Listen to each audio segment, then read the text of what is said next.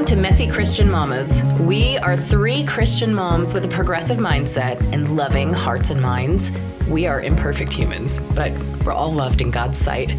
At some point, we've all felt like the church and Christianity may not have been for us, but God isn't looking for perfection. He's just looking for you. We are not experts in Christian theology, and we do not represent any particular Christian faith or church. We are simply here to be authentic, and we hope you join us on this journey.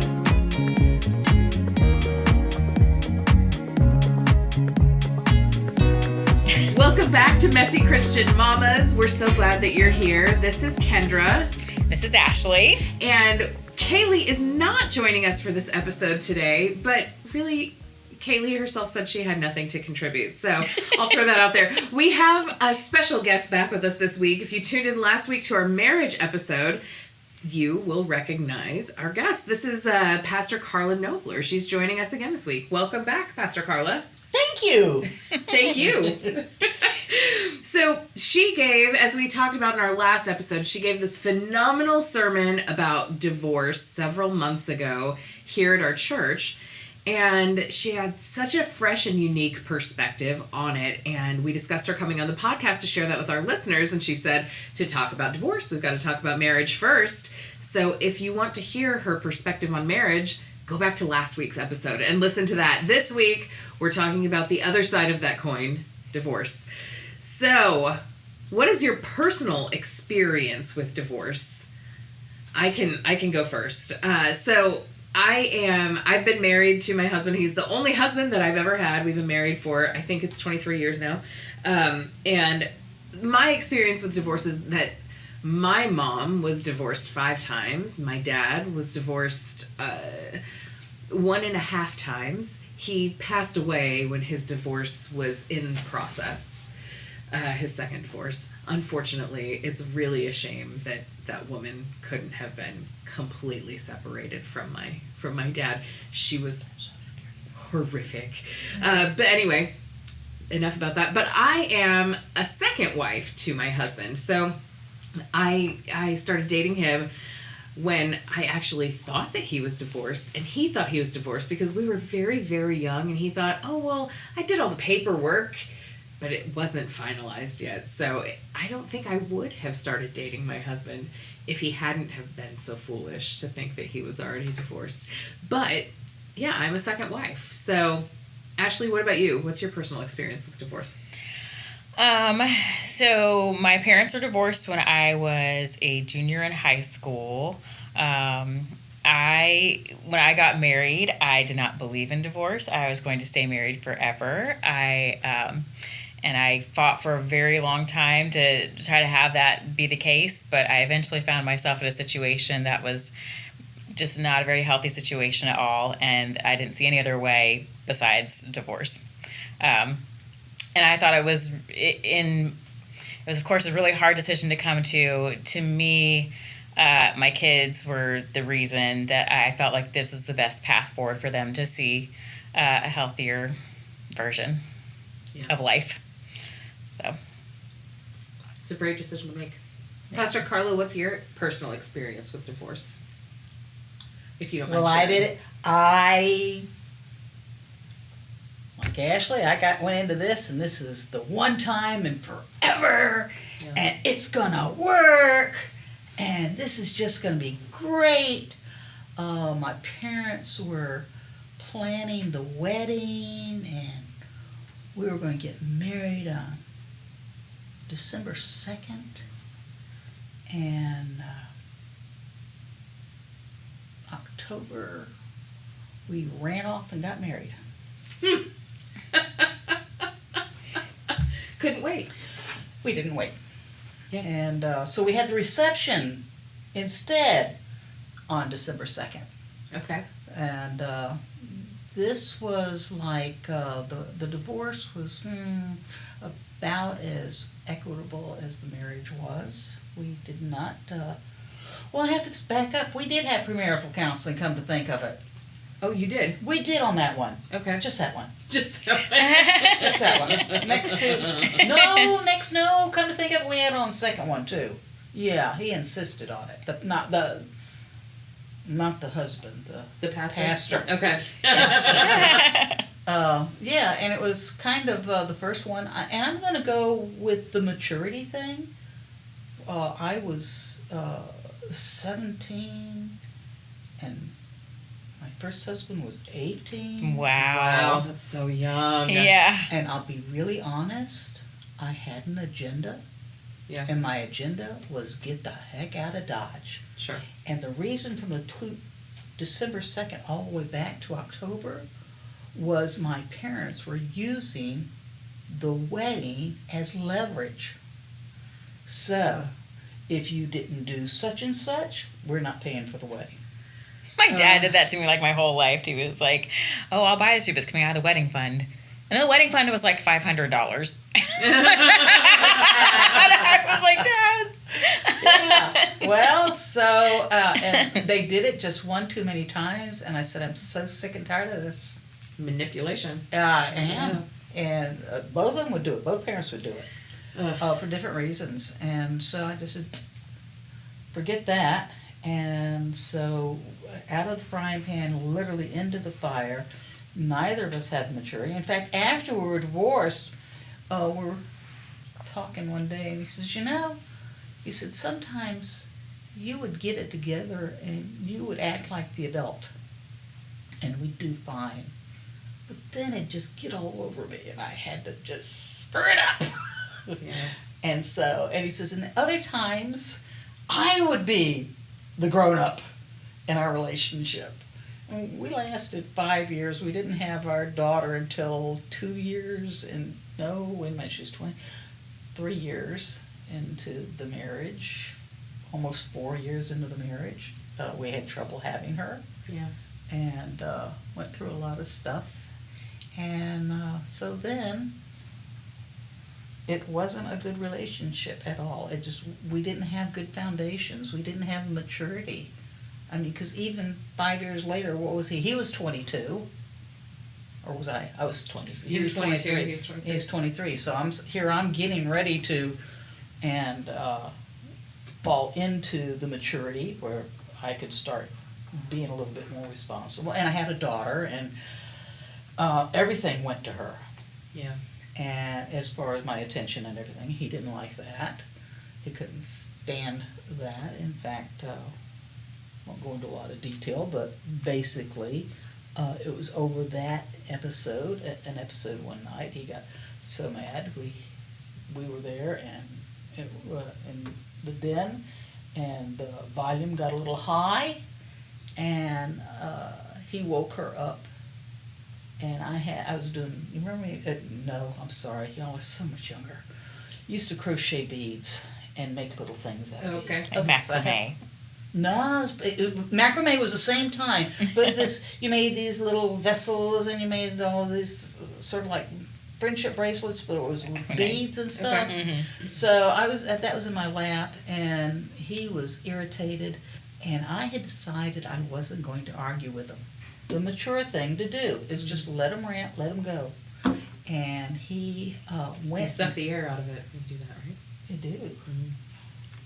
He went and got my daughter and brought her into me, and he's still screaming. She's squalling. I'm getting stuff out of my hands to take her, and he comes up like this. He gets her. He goes like this, and he realizes she's not arguing with me. It occurs to him, and he stands back up and he drops her on the floor. Gosh. I said, "That did it." I called. Absolutely, without a doubt. Yeah, I called my mother. I picked her up, made sure she was okay. I said, I'm out of here. I'm gone. She says, you're not welcome here. She always sided with him. I said, that's fine. Yeah. So I went to the home for women and children. Spent the night home for women and children, and never went back. So that was a rough divorce. His parents sided with him. My parents sided with him, and I raised my daughter. And that, talking about Agnes Scott graduating, and I was not a feminist, but I learned how to become one. Yeah. So that was that one. The second one, oh my goodness.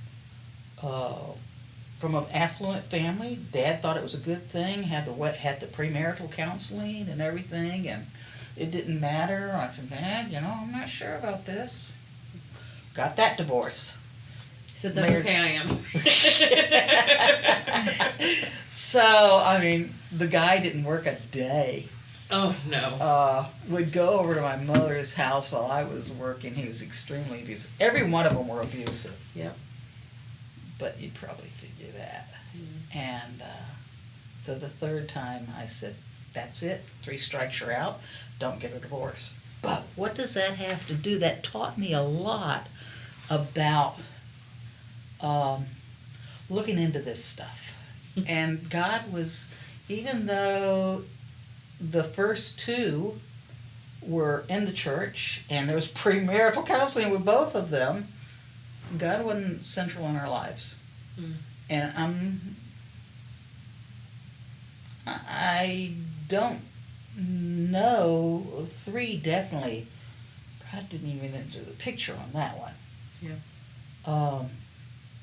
But I did learn afterwards that that's a precedent. I was speaking with somebody recently that has no relationship, and I have a granddaughter that's struggling with her life and her relationships, and she has 2 children, no male in her life at this time, and she's now turned to God, and I hope that works with her. Yeah. But I think that foundation, as I was saying to another couple, you can go through whatever you want to, but unless you have something that you can lean on, I'm sorry, it's not going to gel. The relationship that Kathy and I had, I get into that people always go through that a relationship has to be a sexual intimacy. I'm afraid it doesn't, folks. You can be very intimate, and as you said in the last week, emotionally, yeah. And there's something to that is richer. For a long time, over the years, we were recognized as word and song. I did the preaching and Kathy led the music. And she would go into churches and she would start choirs and bands and play the guitar and do things with the kids. And one place we had, we lived in a community, which actually is the community she grew up in. And she would, she took the music, she took people from the community, and we got a barn donated to us for Vacation Bible School. And we had 7 denominations in this Vacation Bible School. It was awesome. That's cool. So, yeah, but God is central in our life. It all changes when that happens, isn't it? It Yes. does. It just does. That's actually the requirement in my head right now, like getting back into the dating world. I'm trying to see, like, can I imagine this person going to church with me? Like, that's the first thing that I'm trying to think of, like, because I'm looking for a long-term partner. So I'm like, this is going to be a long-term partner. I want it to be somebody that can come to church with me and that understands that, That is looking forward to that. That's embracing that, right. Yeah. So how do you find that person? How do you find that person? Yeah, good question. Let me know when you find out. TBD. Right. Right. Yeah. But I dated a lot of my boyfriends were atheists, and my ex-husband was atheist for a while. But yeah, so we never went to church together. And I went to a church almost the entirety of our marriage, but he would come to special occasions with the kids, but yeah. I think you're right. Can you come from different, what do they call it? They call it different faiths? I think there's only one faith, but... like different religious backgrounds. Okay, Yeah, I think it'd be spiritual. That can be, that can be challenging. And my dad, too, is an atheist. And I've always said that he's one of the most moral people I know, that he's a pacifist. He's very caring, but he's an atheist. So that's sort of like, it molded my perspective in the dating world and looking for a partner. That I was like, okay, they can be an atheist. It's okay. They can still be a good person. I still agree with that. Everybody can be good people. Yeah, he can still be a good Everybody can be person. But I think you're right that like if you're going to have a really strong relationship for a long, long, long time, that God needs to be there too. And we always talk about the value of being part of a church is not so much your spiritual growth, because that's something that happens on the other 6 days a week too, right? But so much of it is about building a community for yourself. It's building that thing to help support you, you know, when you all have your shields of faith together when you are not strong enough to hold your own up. And if your partner is not a part of that community, I'm sure it can still work, but how much richer if they were. So divorce is kind of wicky. Yeah, divorce is tricky. Tricky and wicky. Have you seen examples of couples that should get divorced but didn't get divorced? In your experience counseling? Well, let's go back. My parents. Mm. I'm glad you brought up, you know, we would say, my parents would say, we'd stay together for you. Oh, please, don't. Don't burden us with that, okay? If y'all can't handle it, you can't work it out. I'll make the decision for you. Just go for it, you know? They should have. But in later years, I became responsible for their care. Mm. And my dad worshipped, idolized, loved the woman he chose. And he just couldn't see her faults. They fought tooth and nail, but she manipulated everything. Yeah. She knew how to touch his buttons. Now, I can also talk, there's a facet of counseling in which we talk about you're in control, and it's a choice what you allow somebody to do or you allow your body to respond to and feel. It's always a choice. You can't control what someone else does, but you can control your reaction to it. Exactly. Right? And so, you know, so you may hate that somebody chews gum the way they do, and it irritates the daylights out of you, and you can say, change the way you're going to chew gum. No, this is the way I chew my gum, you know? But you can't change somebody else. Yeah. Yeah. What about you, Ashley? Have you ever seen couples that you felt like should get divorced but didn't? Oh, I don't know, because it's really hard to tell what's going on in someone else's marriage. It's so complex that you just, I don't know. It's hard to tell. Yeah. As an outsider, you just don't know what's going on between two people. It's tough when there's a seeming lack of reciprocity. Yeah. When you see that in a relationship, where you see what appears to be one person in that relationship working so hard and the other person seemingly doing very little. So it goes back to choice of Right. you would really like that for them, Yeah. Mm-hmm. but they say something. Going back to the Absolutely. couple I talked to you about. Do you love them? Right? Yeah. Yeah. And to you know, this couple that I spoke about last week is where you talked about the situation where on the way home, one partner seemed to be just really charming and great, and how could the other person think that? And then on the way home in the car, the reality came out. And this couple is still together till today, and I'm like, oh, I would like to really. So I agree. I think, I think there are couples that you would like to say. And there's so much nuance to it that sometimes separating doesn't make the situation any better, especially if it's if they're sharing children, they're sharing, you know, just whatever situation they're in. Sometimes separating doesn't make the situation any better. Oh, No, yeah. especially if you're talking with dealing with an abuser. Mm-hmm. And that's just like trafficking. Well, my husband's ex, when we got together, he was in the process of going through a divorce, and they had a son. They have a son together. And it was just heartbreaking to see the effects of that on this little boy. You know, Yeah. there were times when the mom would say things to him like, "You're the man of the house now," and it was just heartbreaking that kids become the collateral damage Yeah. sometimes. Mm-hmm. You know, but it doesn't mean that you shouldn't do it, that you shouldn't split up still, right? I think it's really dependent on the situation, though. Every situation's different.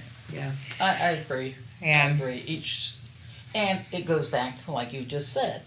Do you love each other? Yeah. And how do you define that love is the next one. Yeah. Are you willing to fight for what you have? And if you're not, what's the point? Because there's going to be so many more times you've got to fight for it over the course of your life, you know? Well, it goes back to a couple that were very well known in this congregation and in this community, and they came for counseling, and they were a pair and came out with the love, and he said, "Yeah, this is a simple answer. Do you love that person?" Well, like this, and I said, "Oh, okay." And do you love that person? You know, I got all these facials and these reactions and these things, and figured out that it was their background that, yeah, they did. But they thought their marriage was dissolving. They'd raised their children, and they thought there was just nothing left in their marriage. And I don't know how long the sessions went on. But one day, just clarity came to them about this love thing. And one spouse said, "But we fight." I like, physically fight? No, we just disagree. And the other spouse says, "Yeah, we just don't get along."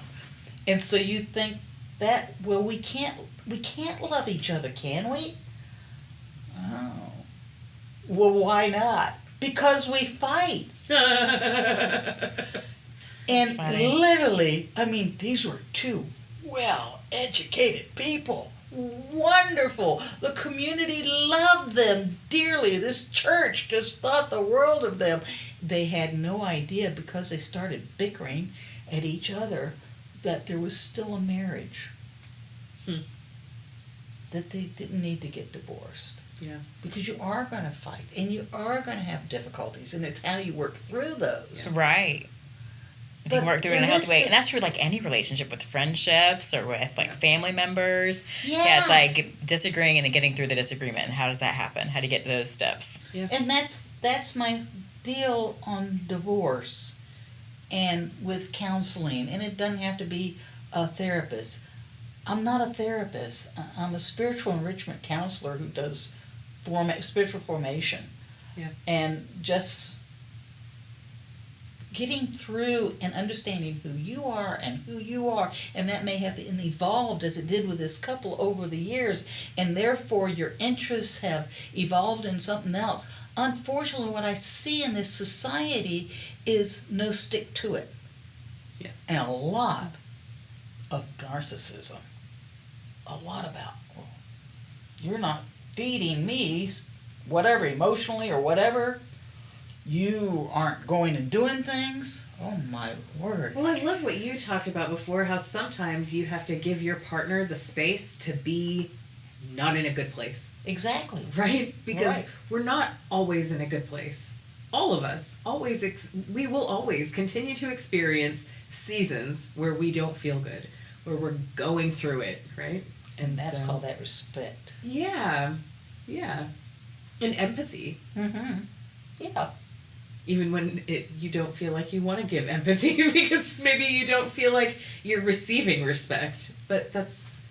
Well, and... You know, those times can be hard, but it's a reflection of where they're at and not necessarily you. Oh, very good. Where they are. That's critical, and that's what... Well, if you're not going to give in to me, then our marriage is done. No, not at all. I'm the one who flies off the handle in our relationship. And then some days, very rarely, I might do that every week for 6 months. The whole 6 months, the 6th month, she blows up and she just goes ballistic, and I go, "Whoa, what was that?" To myself, I don't dare say it to her, and I go, "Yeah, well, you're due one of those too, so I think I'm gonna go do something else." But it doesn't mean the relationship is gone. Yeah. It means you work it out, and that's the thing about people jump to divorce, and this it ties right into anybody, including a cat, can get an certificate of ordination and marry anybody. But what is there anything in that relationship? Well, Brad used to say that after he went through his divorce, it was so easy to get married, but so difficult to get divorced. Yeah. And he said, what if that were reversed? Yeah. That's a great point. Well, I think that premarital counseling is a factor of that. Is we don't want to deal with that. Yeah. Because I told you about the couple that I found on Facebook that is still together after 30 years, but it didn't tell you about another couple. I talked to their mother, who actually just died last month, but luckily got to talk to her beforehand. And I said, well, how did that go for her and him? Because I refused to marry him. And he was going to be abusive. And I said, until he gets help, I'm not That's walking great into of that you, one. because there's so many counselors that can't recognize that. They went and got his uncle to marry them. Oh, wow. Wow. Yeah. Guess what? They're still together. Oh, that poor Yeah. woman. Right. Well, I don't know. I don't know what the situation is. But I just said to the mom, But it I didn't said, look good. really? No, no. I came out of 3 abusive relationships, and I'm certainly not going to sit back. And it goes the other way. It's gender inclusive, you know? Oh, agreed. Yeah, there are women who just beat up on guys, and I'm sorry, this is an old word, panty waste them. You know, when the guy has so much to give, and they just see what you have and respect what you have. Yeah. But no. So if a couple is considering divorce, what steps do you think they should take before they make that decision? You know what I'm going to say? Yep. It's going to be find a third party. Yeah. And possibly a counselor. And as Kaylee said last week, that counselor, that first one you talk to, may not be the right one. Yeah. And it may not be a therapist. There's just so many places. There's a rule for clergy, and a lot of them don't follow it. But it's called, start out with your pastor or a pastor. But the rule for the pastors, cross denominations, is you go to the pastor 3 times and refer. So a pastor should never keep talking with you beyond that. That's interesting. They should refer after the 3rd visit. And why is that? First off, because not many pastors are trained in that area. And they a lot of them want it to work out. So many things. There's egos involved. Those that don't refer after the 3rd visit, there's something going on. Yeah. And if they think they have, and they do have that card carrying skill, even I, who am an enrichment counselor, even I will, if I'm coming as clergy, I have to tell them, I will see you 3 times, but then I got to refer you out. And because you need to go to somebody that's going to be unbiased. Well, I was just going to say that it would be hard if to stay they're a unbiased. part of your flock. Right. Right? To remain unbiased. Yeah. Unbiased, fair, and a good listener. Yeah. Pastor Carla, we would love to hear your perspective on divorce. This great perspective that you gave to us in that sermon that you gave so many months ago. We'd just love to hear you have this really fresh, unique perspective on divorce, that it's not evil, it's not sinful to get divorced. It is it is biblical to get divorced in many ways. And can you share with us what some of your thoughts were about that, if you remember? I have brain deficiency, I call it chemo brain. So, yeah, we have this stigma that the worst thing that can happen is a divorce, a severing. If you haven't entered into this relationship that hasn't been built on the tools, and I'm going to have to say what is covered in the proper premarital counseling that busts all those little bubbles of ideation of what we are going to expect from her and she's going to expect from him, and you haven't worked through that. If there's no relationship, there's no no passion, no emotion for the other, then getting a divorce, you don't stay in a divorce and allow yourself to be abused. It's not it's not that you raise your flag of valor and say, I'm going to stick through this no matter what. If there's nothing feeding you and nothing feeding the other, that's not a sin before God. That's just putting the things that are already messed up back into order. Many of us today get married just because it sounds fun and all the other kids are doing it, or because, I love him, and no offense. I will talk to young people sometimes about they'll say, this is just wonderful, and we've been going together forever. Oh, really? How long have we been together? Yeah, we've been together for a month and a week. Yeah. It's...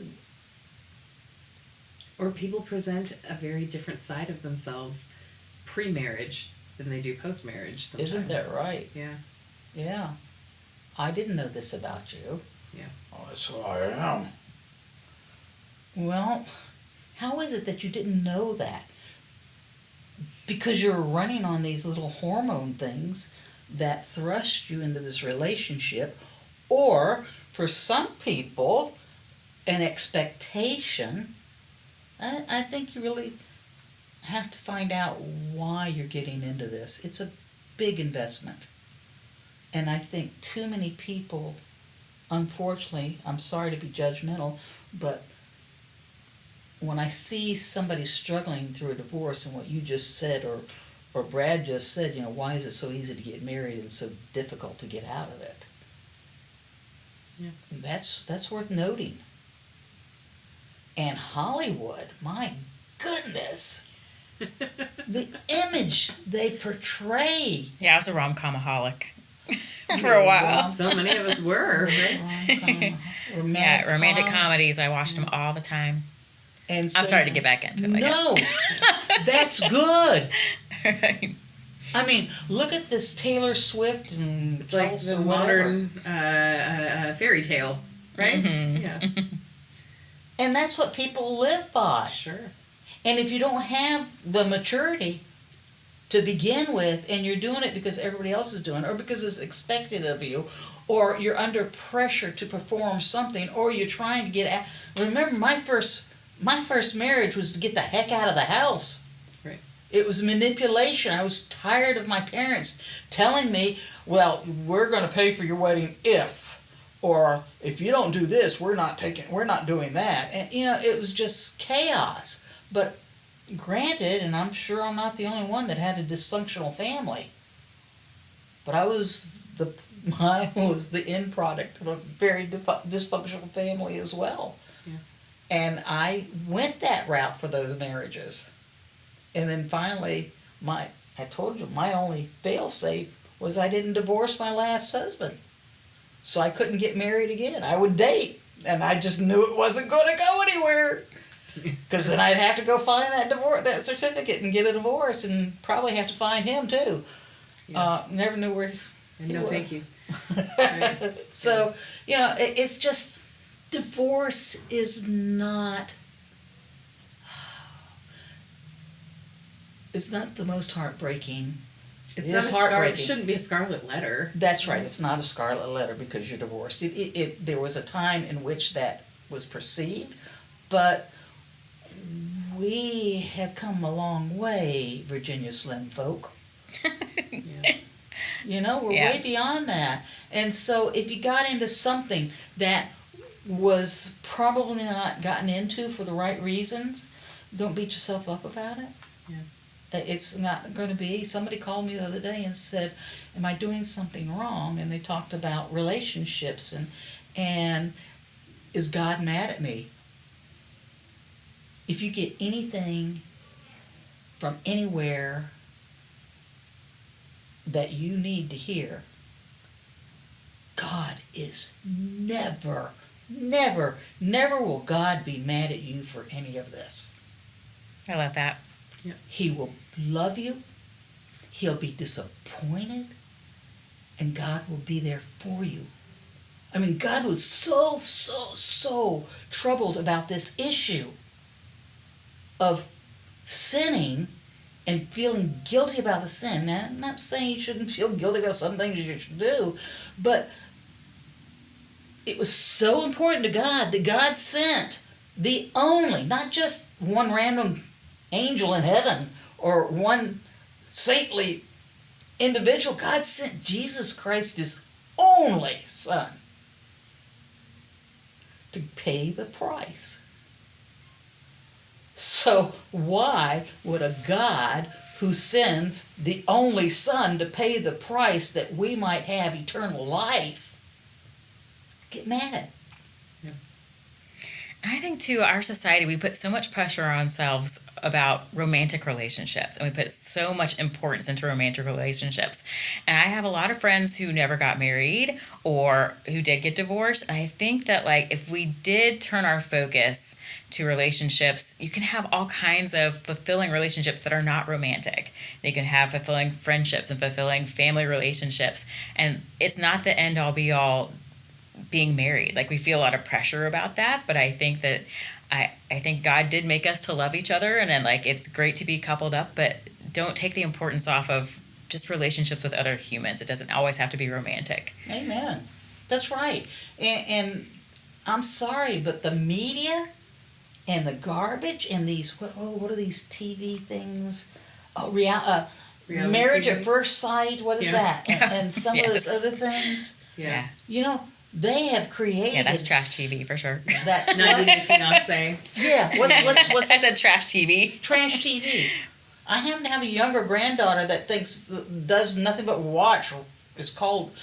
And Yeah, they're of all guilty things, pleasures. It's called They're guilty real. pleasures. No, it's called real TV. Yeah. Who did that? There's nothing real about it. Right. It was fine when she was watching cook shows, but now she's graduated to these other things, and she's not the only one. Yeah. This society, they let a stupid, as my mother called it, the idiot box, which is the TV, dictate and define how their relationship's going to be and how their life is, and it has to be just like that. Well, I could get detailed, and it happened before. It's called Alice in Wonderland and Cinderella. There are deep-seated things about those stories, and the prince kissing and coming and waking her up to the kiss. I mean, those stories, there's a lot of stuff down underneath. Oh, yeah. You strip those down.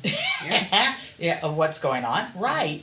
But now it's all on the idiot box, the TV, or the media, or all this stuff that's Too palatable. Too palatable? Yeah. Yeah, maybe. Yeah. Right. Just It doesn't fed you. make you really think. Well, they think they're thinking. Yeah. They think that's going to get them something, and that's going to be their world. Kathy and I look at people that are driving around in these whatever Teslas or whatever, in these other cars, and all this great finery stuff, and Some guy just ran me off the road today in his brand new. Oh, no. Well, that's okay. I get back. I know road rage.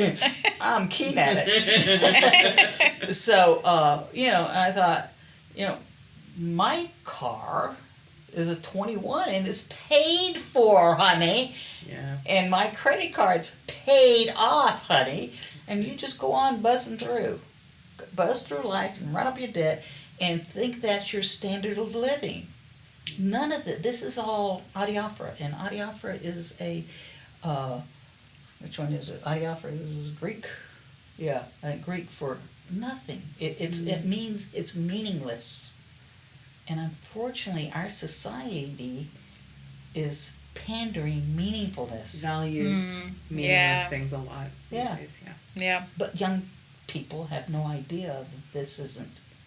Because it makes them feel a certain kind of way, right? Yeah. Yeah. Well, can you close us out in prayer, Pastor Carla? Be happy to. Thank you.